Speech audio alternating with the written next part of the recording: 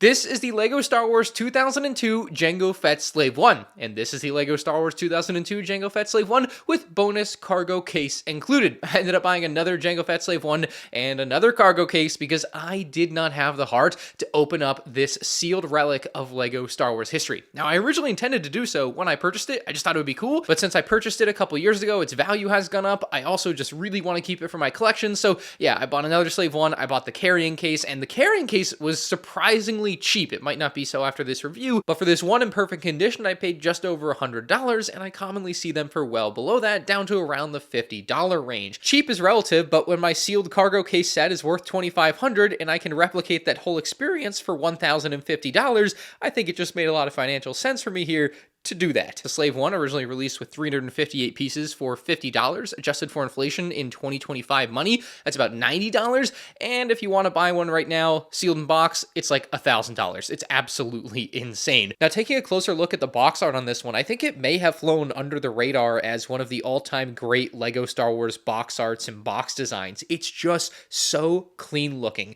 Seeing the asteroid field wrap around the box onto the right side and the bottom side creates such an immersive experience, and then it feels like the Slave 1 is flying out of the box towards you because of the depth that they have created with that big circular piece and the space behind it. Like, it's just really cool. It looks like it's flying through a portal. The back of the box also does not disappoint at all, with a couple of interesting alternate builds. It shows off the different steps to taking flight with your Slave 1. It shows off the characters in universe with Jango Fett and Boba Fett, and then it actually shows the Slave 1 on Kamino and Boba Fett loading up the seismic charges. And certainly the cherry on top, or perhaps the bottom, is the advertisements for other sets at the bottom of the box there. Just a crazy cool box. When it comes to the packaging for the cargo case version that I have, it's honestly not that exciting. It's basically one big black piece of cardboard that surrounds the entire package, and then there's a slight bit of unique art with Jango Fett there and the LEGO Star Wars logo, but it's really not that cool. It just happens to be supremely rare and hence has a supremely high price. Anyways, it's time to go ahead and open this thing up, and you thought, no, I'm still not opening it. Let's open up the regular box. So this set was still during the time where you would sometimes get these cardboard inserts in LEGO Star Wars boxes, which actually it turns out would probably be a pretty good way to build your LEGO set on the go if you were a kid. My instructions are in immaculate condition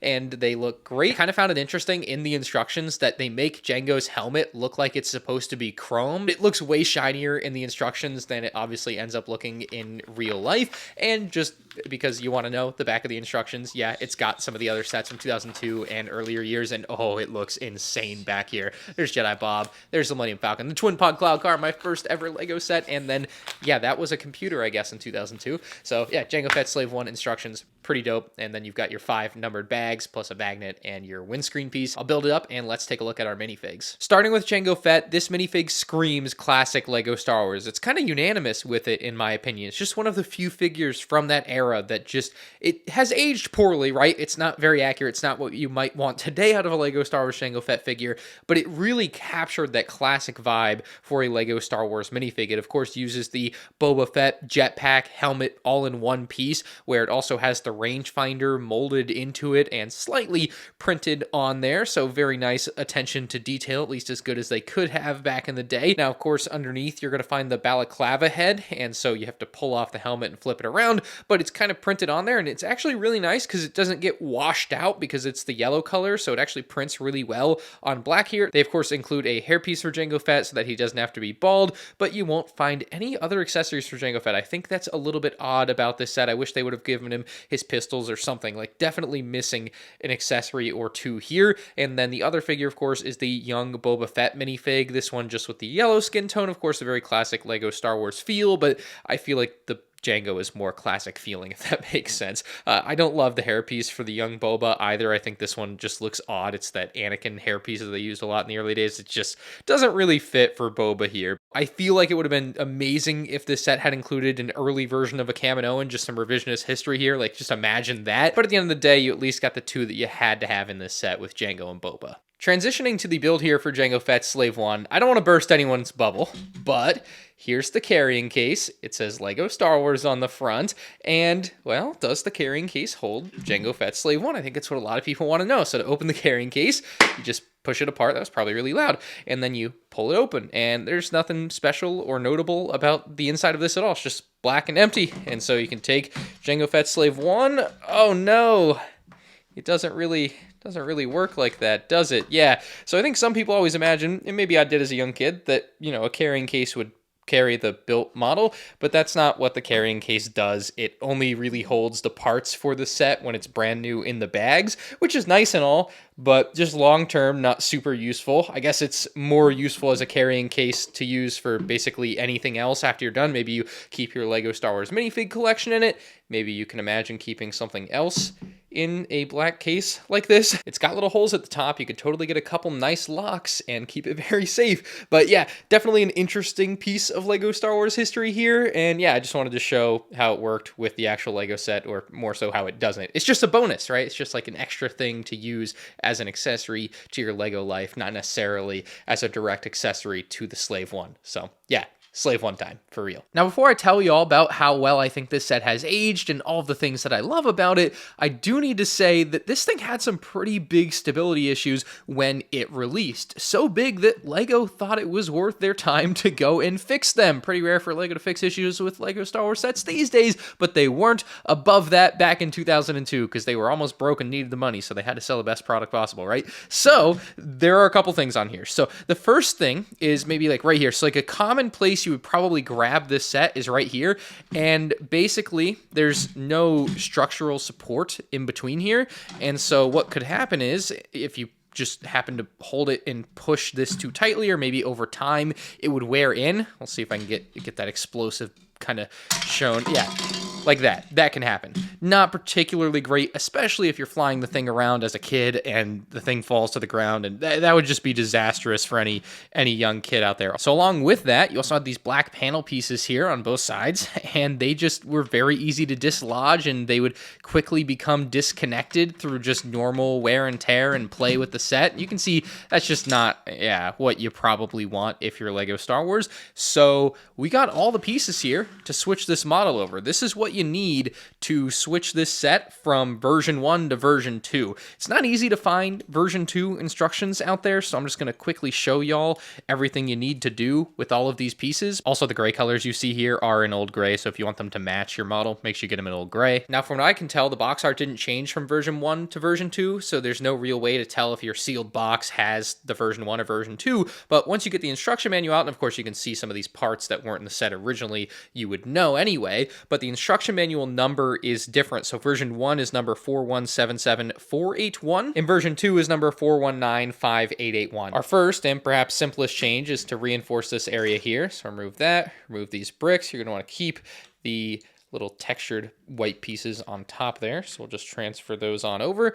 And with those 1x2s removed, you basically get the same effect externally, except you get a little more strength from pushing that in and breaking it. So you don't really have to worry about doing that anymore. The area below gets quite a bit more complicated. So first we'll remove the wing, and then we really want to remove this entire side section. So we'll pull the whole thing off just like that. On both sides of the set, you're going to add this arch piece right here. So that's going to add a lot more strength to this particular section. Next, and this is once again going to have to be done on both sides, you actually have to remove quite a bit of stuff here. So we'll remove this, we'll remove all of this, and then we still need to remove quite a bit more here to get down to the root of the problem. We're essentially replacing these 1x10 white bricks here. So these need to come out. Then we're taking our headlight bricks with a tile here, attach like that. Place one on the front where the 1x10 brick was, another one at the very back of where the 1x10 brick was, and then you drop this 1x8 white brick in between. Here you can see it having been done to both sides, and then we will have to repair everything back up a little bit. Then again on both sides, take the 2x3s that we didn't get rid of, reattach them. Gonna have our new 2x2 white plates go on top of them. Bring back our 1x2 tan plates on top of those. Then our dark gray L-shaped plates are gonna go like that. And then finally we have these pieces, which we took off earlier, reattach them, and those are all the modifications. Now, we of course added on those 17 pieces I originally showed you. We removed 6 pieces, and that actually brings the part count for the set in this revised version up to 369. But like I said, the boxes were never updated to reflect this, so forever the piece count on this set has been quote-unquote 358. But depending on which version you have, you might actually have a 369 piece set. Again, just kind of very interesting thing with Lego Star Wars here in the early days. They would do modifications to sets like this from time to time to improve stability, and it was definitely something that was appreciated, I think, by fans, even if they didn't know that it was happening. Now, let's take a look at that stability on that other piece that we adjusted, those black panels. It's way better now. You can see it's much harder to get them to come loose just moving it in that same motion. So I think it's a huge improvement to this set, and so I had to have the updated version for myself. The top ridge area on this Slave 1 has quite a few different compartments, and so there's some cool stuff in here. We'll open up this one first, and I think that is supposed to be a hyperdrive there in blue. At least I assume so. This is the only thing I can imagine it is, or maybe it's just the engine of the Slave 1 generally. Not sure. And then you've also got some, obviously, missiles, but they're just kind of attached here. They don't swing out or anything. You have to pull them out physically, manually, and then you fly them around. So not the worst thing, not the best thing as far as a play feature goes, but at least there's something there. They're making use of that space, which is nice. Close that back up. Then we've also got these nice little compartments at the front, and we'll open up this one. Oh, would you look at that? It's Jango Fett's pistols.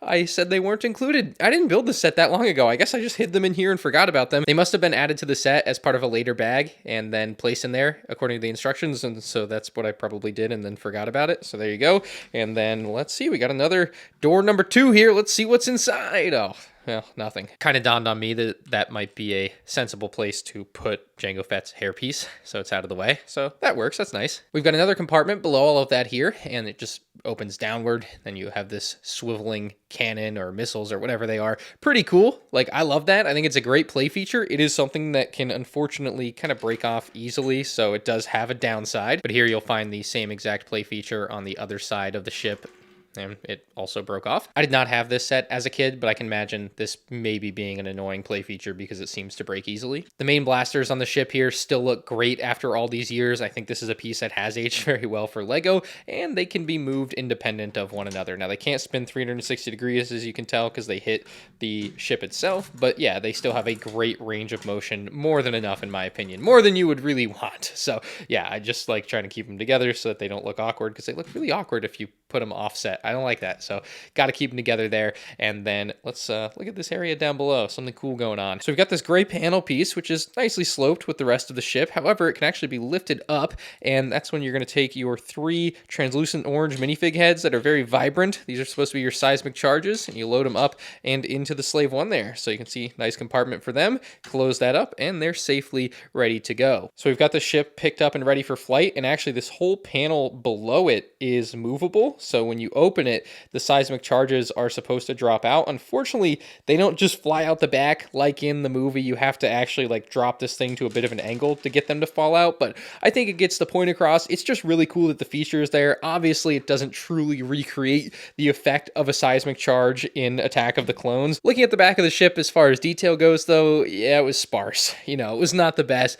Certainly has not aged well on the back end, I would say, but I would say good enough for 2002, and that's probably where this ship will forever stand as far as its detail on the backside. It has the translucent orange thrust showing on the back, which I think looks really sick. And then there's kind of one other main feature on the back end of the Slave 1 here, and it's this whole compartment. So you get this whole crate that's actually attached inside of the Slave 1. Takes up quite a bit of interior space there, and you can see the magnet, because this is attached with a magnet to make sure it doesn't fall out, but also to easily be able to remove it. So that's nice, and let's see if anything's inside the crate that I forgot about. Maybe some money, something?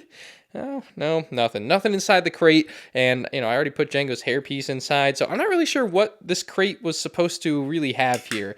I do wish they'd given something to you to have in the crate, like, it feels like a missed opportunity. It's another feature, though, that I'm sure kids with a nice imagination had a lot of fun with. I just wish there was something more there, honestly. Final feature area here is the cockpit. Still a pretty nice cockpit windscreen piece all these years later. I don't think they really use this one anymore, but still looks pretty good in 2025. And then we've got a bunch of printed pieces inside. It's pretty crazy the amount of detail that they would give you, these unique printed panel pieces. They just look awesome for 2002. They really fit the aesthetic. The interior provided adequate space for Jango Fett to sit at the front and pilot the thing, and young Boba Fett to stand behind him on the platform. So you had enough space for father and son duo there. Looks great with them both in there. Not the most crazily complex interior, I would say, but enough to get the job done again in 2002. So we'll take our windscreen piece, place it on top there. Now this Slave 1 did have the wings that rotated with the model as you lifted it up and into flight mode. And then if you notice,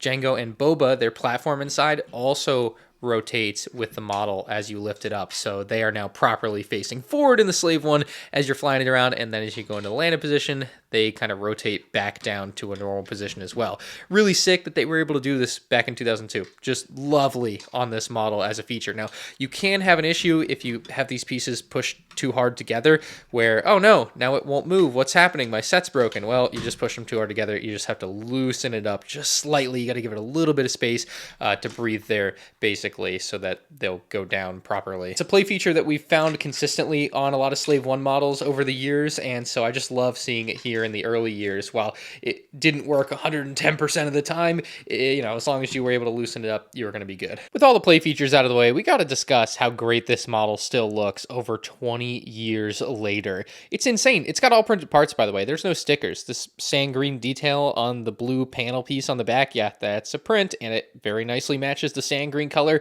of the Lego brick.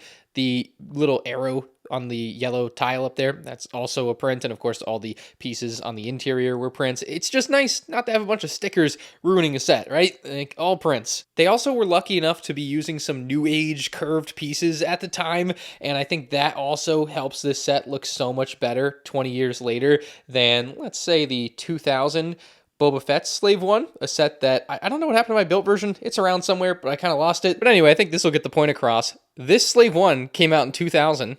This Slave 1 came out in 2002. There's a 2-year gap between these. How insane is it that they went from that ugly design to this gorgeous, curved, beautiful design in 2 years? It's like they released this set and they were working on this. That's like how close these sets released to one another. It's crazy. So I think that helps put into perspective just how great this set was for its time. Literally the last thing you saw was this. You blinked and then, hey, look at this beauty. One more thing. It'd be kind of rude of me not to show you the hidden feature on this Slave 1. Now look, it looks wonderful. If you want to display it like this, like it's landed on the platform on Camino, I think this looks great. However, the set on its own, with no need for anything else, can just be stood up. And it's very stable. It's not going to fall down when you do this. Obviously, it just looks like it's flying. I mean, this set has it all, down to the hidden features. Unless you're super into collecting classic Lego Star Wars sets or had this set as a child, I wouldn't recommend buying this in 2025. Look, it has aged well. It's great. I love it. But they are rumored to be dropping a UCS one. They're rumored to be dropping a new playset one later in 2025. So I don't really see the point in spending hundreds and hundreds or potentially even $1,000 on one of these sets, new and sealed box. I think you should buy one of the newer Lego models that is coming out or has come out by the time you're watching this review. Let me know what you think about it in the comments section below. I think it's just a wonderful, great, kind of low-key underrated Lego Star Wars set from 2002. As much as like the value is there, not a lot of people talk about how great this was, how innovative it was for its time. So I want to give it its flowers. Leave a like if you enjoyed, and you can check out more Lego Star Wars 2002 set reviews on the end screen now.